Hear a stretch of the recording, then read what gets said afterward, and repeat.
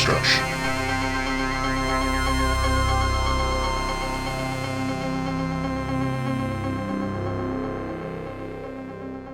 What's up, everybody? It's the HorrorDeconstruction. You can find us on Instagram, Facebook, but mostly on YouTube. Give us a like, share, and subscribe. Hit that bell icon. Let everybody know about the HorrorDeconstruction with your host, Komp and... Boobs. And today's film is... That wasn't a good name. Bride of Re-Animator, 1990. Bride of Re-Animator, 1990. Doctors Herbert West and Dan Kane. I was going to say Dean Kane, but that's another... Oh, boy. We were just talking about sort of... I don't even want to bring it up. Discover the secret to creating human life and proceed to create a perfect woman from the dead tissue. I'd say that's not true. That's not true. What directed are you about? Directed by Brian Usna. Oh no! Written by Rick Fry, Woody Keith, and two more people. And okay, H.P. Lovecraft and Brian Usna, I guess, share a credit with him. Starring Jeffrey Combs, Bruce Abbott, Claude Earl Jones. Fabiana Undino. Who's Claude Earl Jones? That's the cop that beat his wife to death and he turned into a zombie. So Danny, why did you pick Bride of Re-Animator? I, wanted to find... Why I've seen the original like a million times. I've never seen the sequels. Why did you do it to me? Why did you do it to me? So I thought maybe it might be good. I mean, it's... If I hadn't seen the original, maybe it would be good, but I have seen the original. Wait, is it a good movie? Not really. Yeah, this is funny because I don't know if this is like... But it's like because you're comparing it to the first one, and the first one is really good. I'm not. Trust me, I'm not comparing this to the first. I'm watching it as a movie itself because...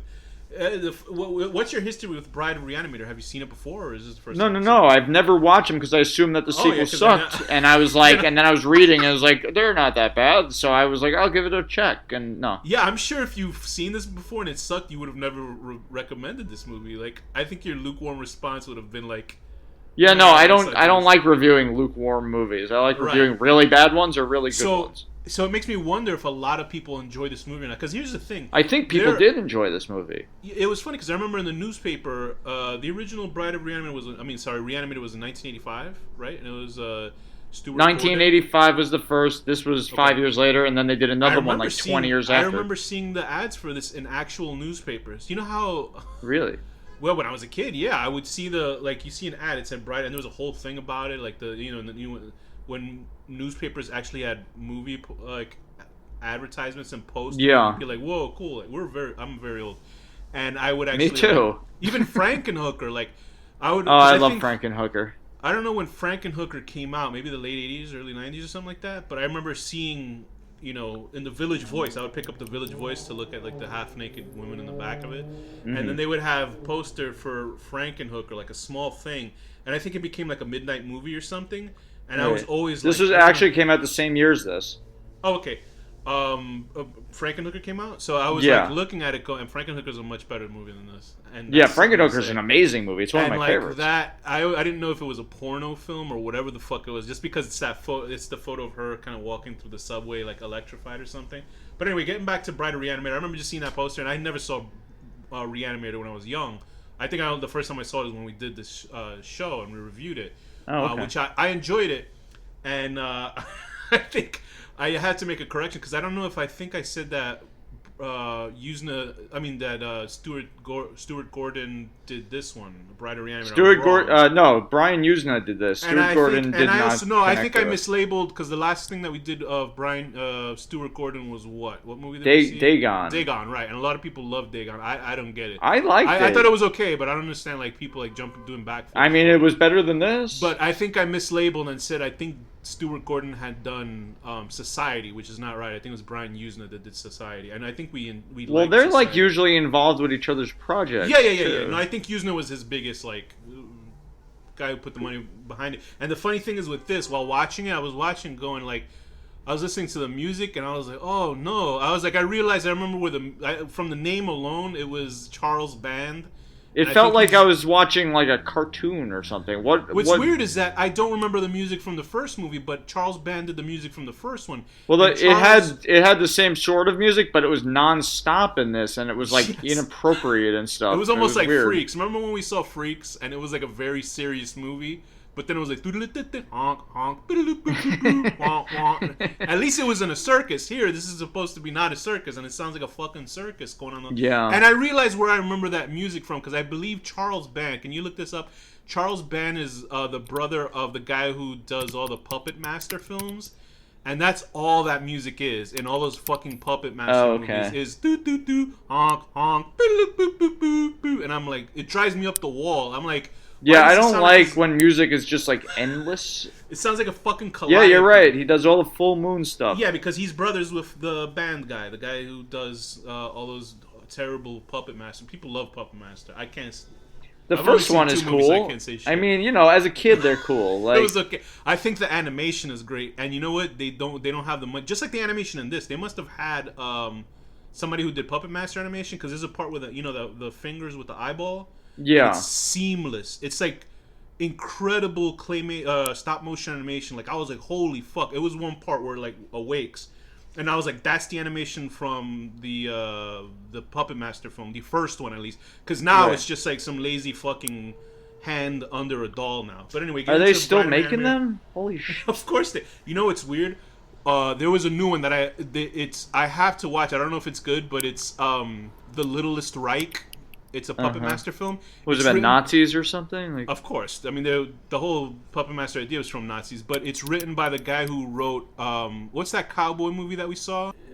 Bone Tomahawk. The guy who wrote Bone Tomahawk. Oh, that's a great movie.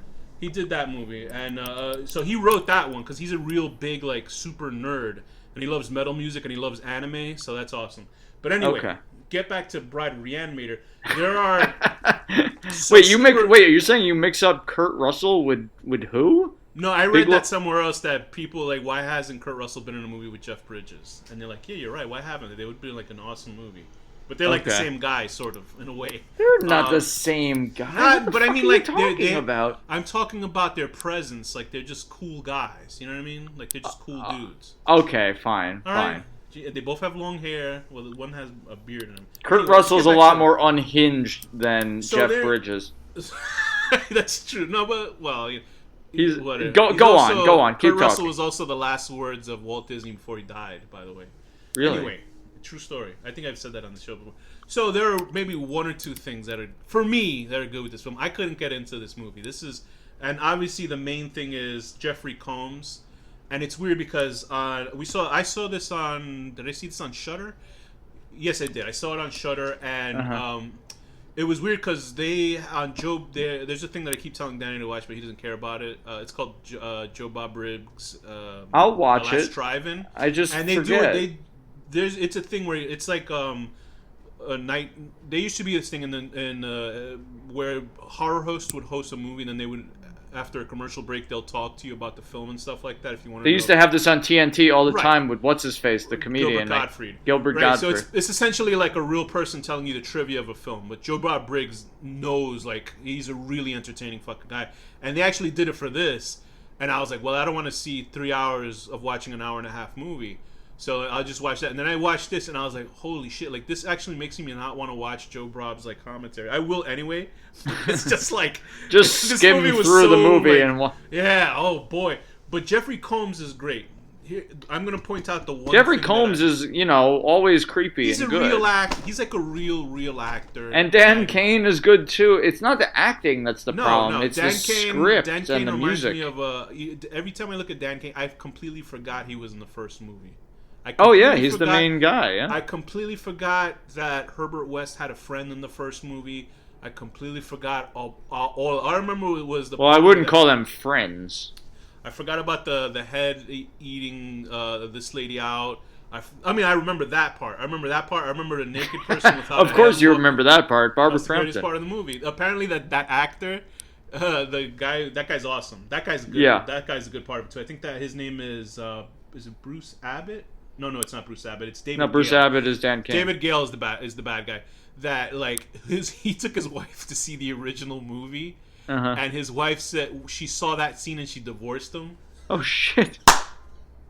So I only remember a few parts of that. With this part, what's funny is that Dan Cain, played by Bruce Abbott. Bruce Abbott, I'm telling you, looks just like Jack from Lost. He looks exactly like No way. He looks like the guy from Lost. He does. I'm telling you. And he also sort of looks like Casey Jones. He's also the bad guy in The Guyver. Wow, I never realized that. We saw that. That's a great movie. I haven't seen that one, but like on YouTube they made fun of it, but I think they dubbed it in as some of the worst. Like they added the worst sound effects to the karate in it. But anyway, back to this film. There's only one part. I'm telling you one part because I know my favorite part. 40. I know. Oh, it was two parts that I love. It was 40 minutes, and funny enough, strangely, the two movies that you recommended had people spinning animals into hell. But, yeah, that's true. That's true. So maybe you were secretly like, oh my god. And they got both the cat and the dog. So I was like, I was watching this going, there's only two parts that I like. It was 40 minutes into the movie, and I was like, oh boy, watching this movie going, oh boy. Because it was a lot of jargon, a lot of nonsense and bullshit. Yeah. And then the zombie cop spins the dog, and I was like, this is great. This is fantastic. That part I thought was fantastic. I felt bad for the dog. I love dogs, but I was laughing so hard in that part. Like at least this wasn't like Devil Fetus where they probably killed a real dog. This is like a fake dog. Yeah, what the fuck? And that's my allegation. I don't know if it's no, true, you're probably right though. I mean, but like I guess the second best part of this movie, which is when the Spanish doctor, I believe her name is Francesca, and she talks to Jeffrey Combs about God, and he gives that dope ass fucking like monologue, and he like about his creation, about the I guess how he's basically a god. That was good, and I was like, where's the rest of this movie? Like, where's that movie? I want to see that movie. That was good. Like the rest of this, I didn't care about anything. They could have, this movie like. It's very like I don't know why I don't like it so much. Let's get back into the. My favorite was the ending when she's falling apart. I was like, oh, this is sick. Like the way she's like freaking out and going mad. Great. Like that was the graphics on that was fucking dope. Yeah, no, the way she's just like falling apart and shit, and like her facial expression and everything was great. Let's eventually kind of get back into stuff, sort of just picking out what we like. So, what's the general storyline for this film, Danny? First of all, what the hell happened to this girl from the first movie? She died. Did they explicitly say how she died? Barbara Crampton's character from the first one? Well, no, it shows it in the fucking movie. I can't. My brain is fucking blanking at the moment. Did they actually show her die in this movie? Yeah, and then he tries to bring her back and shit. Like, really? Did I look away from the screen? I saw the movie. I don't remember that at all. Hold on. Was it the same actress? I'm trying to. My brain is like fucking blanking right now. It's Barbara Crampton. No, Barbara Crampton is not in this movie at all. Yeah, in this movie. In the first movie, she dies. She's dead. Holy shit, Danny, there's a third Beyond the Re-Animator movie. Yeah, I know. I don't want to watch it. Okay, it's made 20 years later. That's the ad I saw in the newspaper, not this one. Okay. Now. Oh, okay. Because this one you would have been like fucking 10 or something, tops. Yeah. Okay, so never mind. So, okay, so I didn't know that, like, they just said that she died. I remember seeing that in the information for the film, or when they say... Oh, she gets choked out by one of the fucking... one of the zombies or whatever, and then... Did she die in the first movie? Yeah, she dies, and then he tries to revive her, and that's like the last thing in the movie. I thought that's what I was like. That shows you how little I enjoyed the first movie. You should rewatch the first one. It's great. That's all right. Now that I know it comes to this movie, I'm not interested anymore. But remember, we saw Repenetrator also before that movie. It's not very good. Yeah, I gave you a link to watch they made a porno version of Re-Animator. Uh-huh. Where I guess it was more like this movie because. Did they have like a glow in the dark dildo or something? I wouldn't put it past it, but it was a Herbert West like reanimating a woman and then fucking her. I forgot what website it was, but we definitely saw it before because we talked. That's a great idea of a porno. I don't know about that, but so anyway. No, for a porno, I mean. Oh right, well it's made so you can see it. So anyway, Herbert West and his buddy Dan Cain, they are doing medical work in the field of like bringing back. Was it Colombia people. Or was it some other country? They were in some war zone, Peru. They were in the Peruvian Civil War. I don't know why Kane was still hanging around with West. I guess they really care about the work. But I guess Kane is a little bit of a nut job himself. He really is. Like, he really. Well, he's just stupid. Yeah, he is. For a doctor, he's a dumb asshole. And Jeffrey Combs is doing his best. Cause he's doing his best. Cause it's like that guy doesn't seem to like bullshit any of his acting. You know, cause there's actors like that. They'll be in the biggest piece of shits, and they're very good. And you're like, oh, well, at least he was good. You know, it's that kind of like You could tell he's genuine. Like Dr. West cares about what he's doing. And the interesting thing about it is that they on the Joe Bob Briggs, he actually interviews him. Oh, cool. And he's talking about it, and he's talking about, you know, his approach to playing Herbert West, and this guy Jeffrey Combs is like, you know, imagine having somebody that is not afraid to being who they want to be, you know, because they have such a belief in themselves, and I was like, wow, like that actually put a different sort of lens to, because you look at him, he's crazy, you know, he's just not crazy, but he's sort of an asshole. He is an asshole. Well, he's a sociopath to some extent. So it's very interesting because alone as a protagonist, you'd be like, well, fuck this guy, because he's like a mad scientist. He's a crazy mad scientist. Right. But that's why they put the Kane character. But the Kane's of no use in these films. He's just sort of supposed to be the moral, I guess, arrow. But it's just like how many times can this guy be like, right, you did it again, and then not do anything to stop him? Yeah. I mean, I guess they didn't solve it in this one because he's in part 3. Oh man, now I gotta. Well, I mean, it looks like he dies in this one, so I'm curious what the fucking third one. Maybe he gets shot up with the third one. But so anyway, these two guys they're doing their testing in the jungles. They're trying to find the essence of light to create new life. I don't know what that entails. They're just sort of vague about it. Reanimating a dead body, but I think that they want to reanimate it with actual. They want to reanimate it without it being a psycho killer. Right. And apparently that, because I'm blanking on the first one, and I guess, you know, they obviously didn't get arrested for any of the shit that they did. They must have blamed. No, they didn't get arrested. Did they lay it all? And then they explain in this one that it ends with a giant fucking uprising of zombies and a massacre and stuff. And they put some of them inside that psych ward, right? Those were some of those zombies that were there, right? Yeah. Just sort of walking around. These are people with clear autopsy scars, and they just leave them in a room. These people would be scientists would be on these people 100 fucking hours of a day. Yeah, but this isn't like Arkham or something. It's, you know. No, if there's a person that's clinically dead walking around. Yeah, but they're not clinically dead. Their body is working. Yeah, but they got autopsy scars. They're fucking. You can look at the person and see. Yeah, but it doesn't matter because their hearts are beating and shit. Yeah, but wouldn't a doctor be like, "What the fuck is this?" And like, yeah, he could say, "What the fuck is this?" But it doesn't change the fact that their hearts are beating. I believe that you have a wrong idea with actual. Here, they just throw them off and say, their bodies are alive. I love. They're not dead. I fucking love the opening of this movie with David Gale with the doctor, his severed head. Oh yeah. Threatening the audience. Who's he talking to? He's talking to. We never see like the Dr. Herbert West wake up. He's definitely like one of my favorite parts of this whole movie. No, like every part with him is great. Here's the thing. Essentially, what they're doing, what I don't like in some sequels, is that they'll just bring back the villain from the first movie as, oh, this villain's gonna try it again. It's like that's for a fucking cartoon show. Give us a different villain with a different. At least this has a different plot where they're trying to raise this, or not. I guess it's not. Yeah, really but it's kind of like anticlimactic. Yeah, it's not really even a different sort of story. Like Nothing. They're just trying to resuscitate somebody. I mean, they make her, and it's like, oh, okay, and then she dies like 10 seconds later. You don't even give a fuck about this woman that they bring in because he's making a big deal about this woman. She's obviously clearly dying from some sort of unknown disease or something because I think it was cancerous or something. And then they turn into a zombie at the end, and just like, who was this woman? Like, you have and Dan is all obsessed with her because Kane has a like relationship. pretending she's Meg. Kane has a relationship with this other doctor and Francesca, and you're like, okay, I can see it there, but then he's obsessed with this other lady who's dying.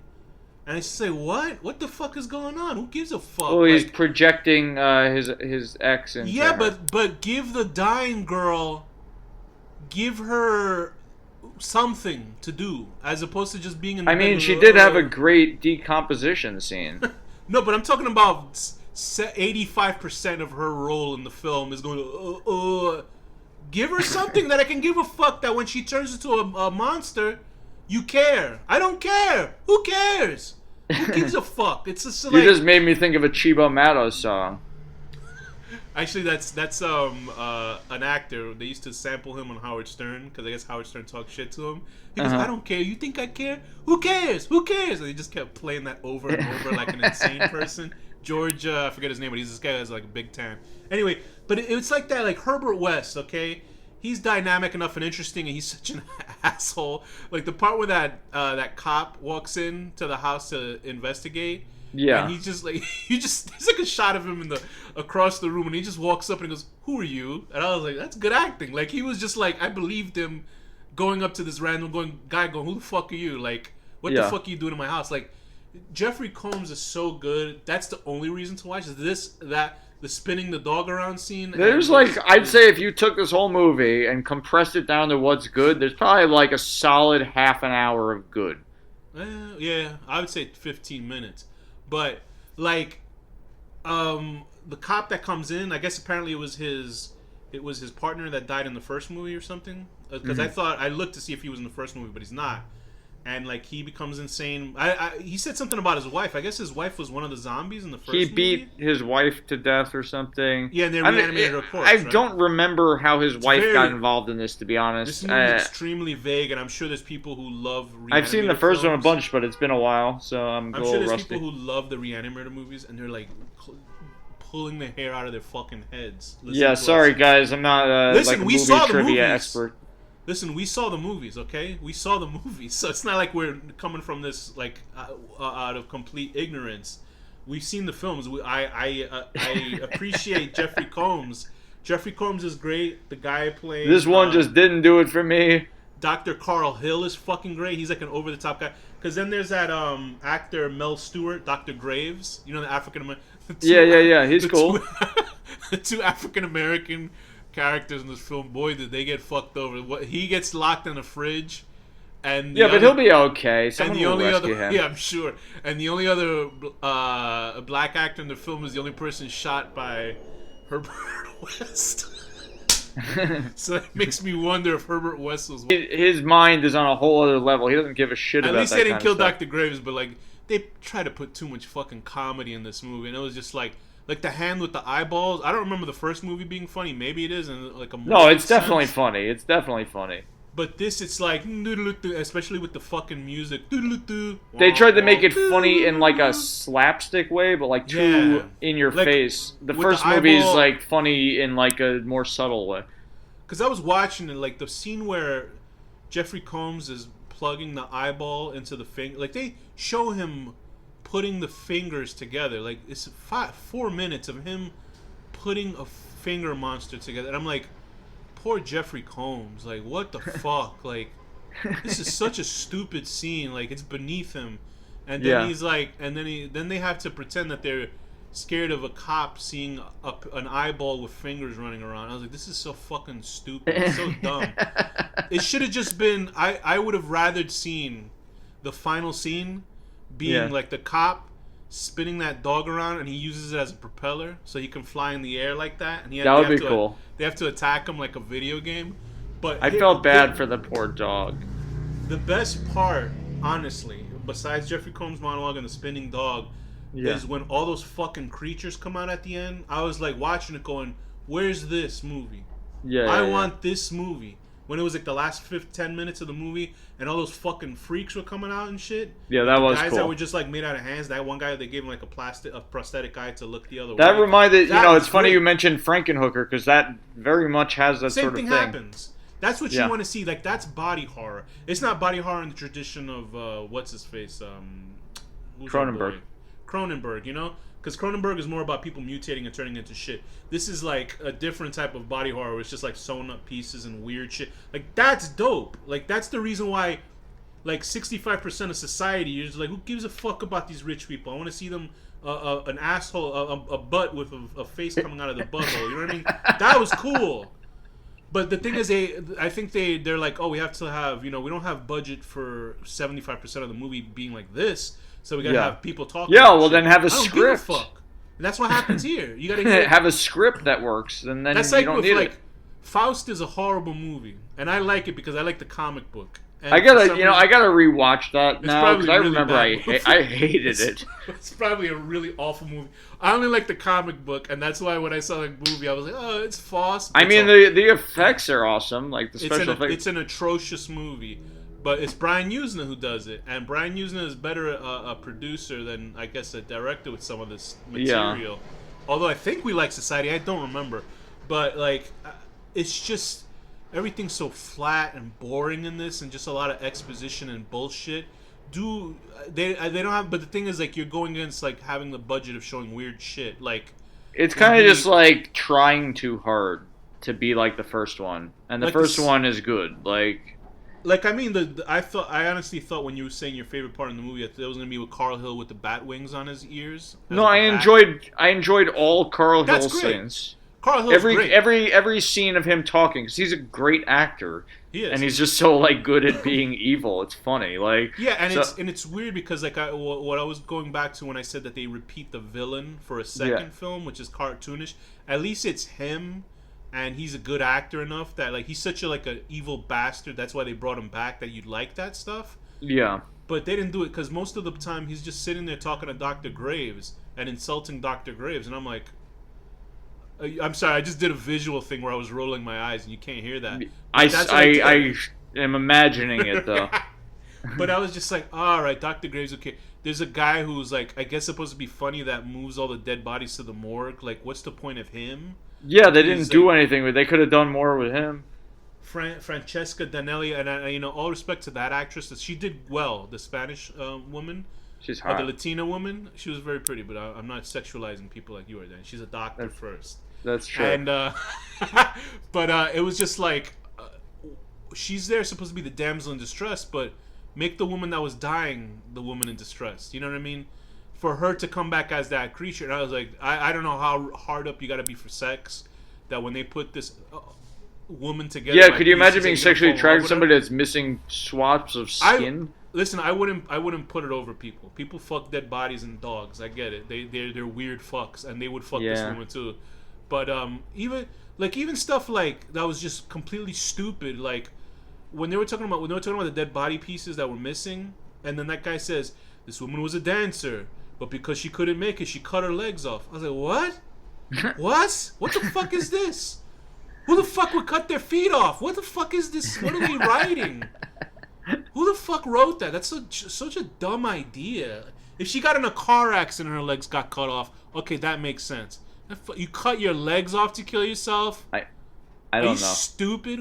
Get the fuck out of here. I don't know. Why? Although there was a big news. There was this big news story. Listen, when I have to sit through something, I have to nitpick because I'll go crazy. I'll be like in a Lovecraft movie. This is another Lovecraft movie. I didn't mention it was Lovecraft with his cat. Don't mention the cat. I'm not gonna say the cat's name. Are you out of your mind? This is Lovecraft. And we always bring up whenever we talk about Lovecraft that he's a horrible person. He was more afraid of Italians than monsters from the deep sea. But yeah, I was just like, oh, brother, who cares? It's like, this is just such stupid shit. Obviously, it was a reference to The Bride of Frankenstein. Two movies that we haven't talked about or probably haven't seen is Frankenstein and The Bride of Frankenstein. I mean, I've seen them, but yeah, we could do that. The closest thing to Frankenstein I did was I read the adaptation by Junji Ito, which because the only Frankenstein that I know about is the how's his incredible version? It's great. It's apparently it's book. It's like right from the book. And I didn't realize how cool the story for Frankenstein was because all I see is the footage from the one with why am I not remembering the name? The original Frankenstein film from Universal. Young Frankenstein's really great too, actually. And the Frankenstein, he's like, oh, friend, he's doing that. He's like a child, right? Yeah. But in the actual book, from the one that I saw with Junji Ito, he was like, he's an asshole, like. Because he's like literally killing people because he's a dickhead. He's an asshole, and I guess they changed it for they didn't want to show that in the 40s or something.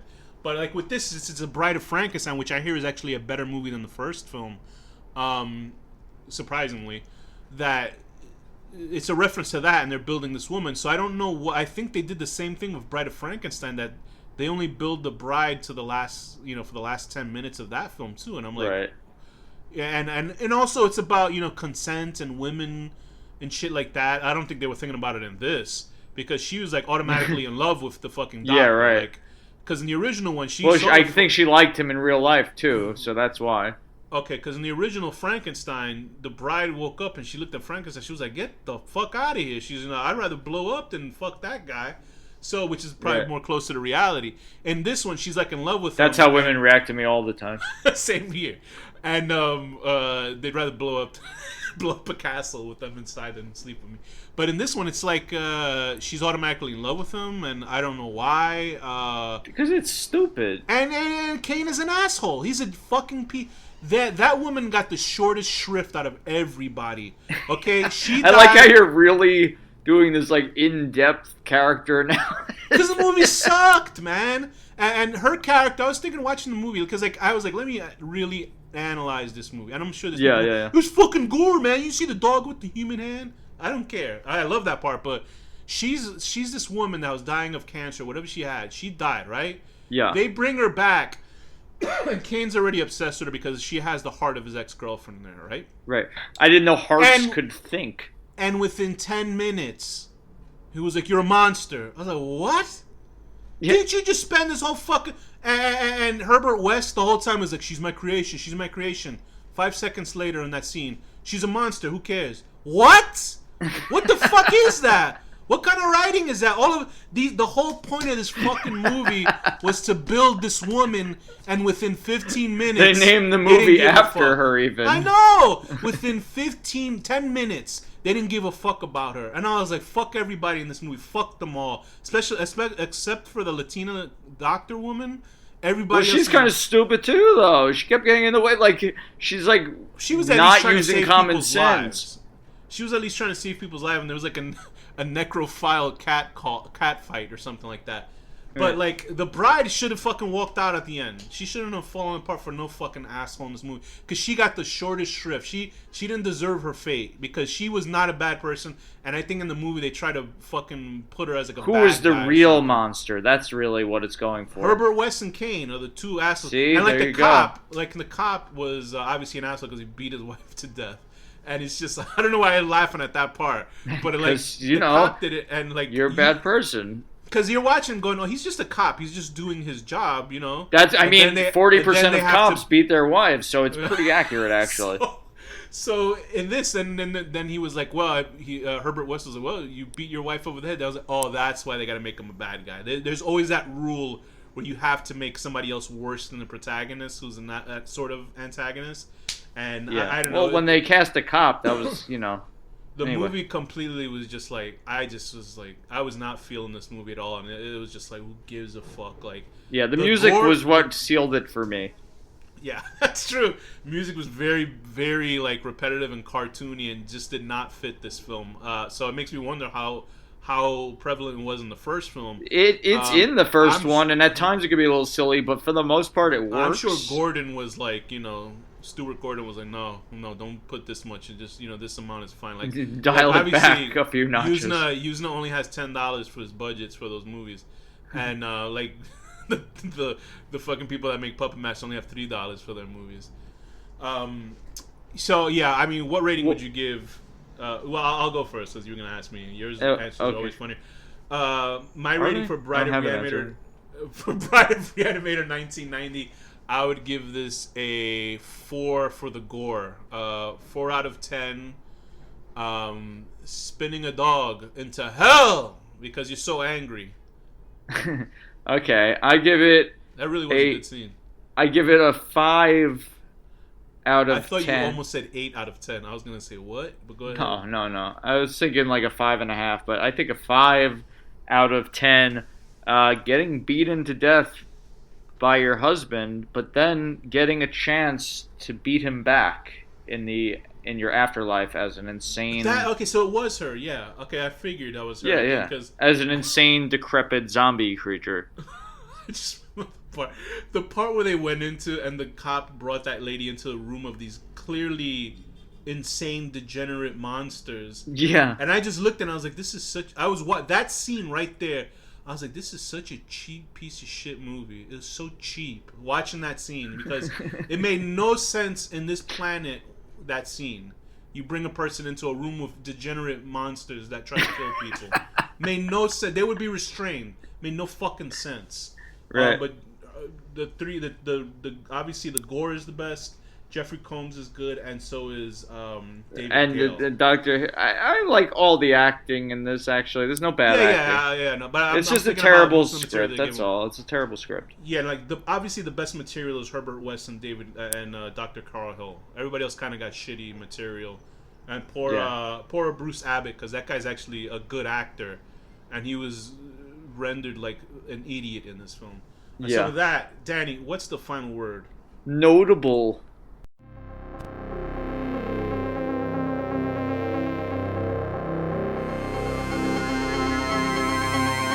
The HorrorDeconstruction.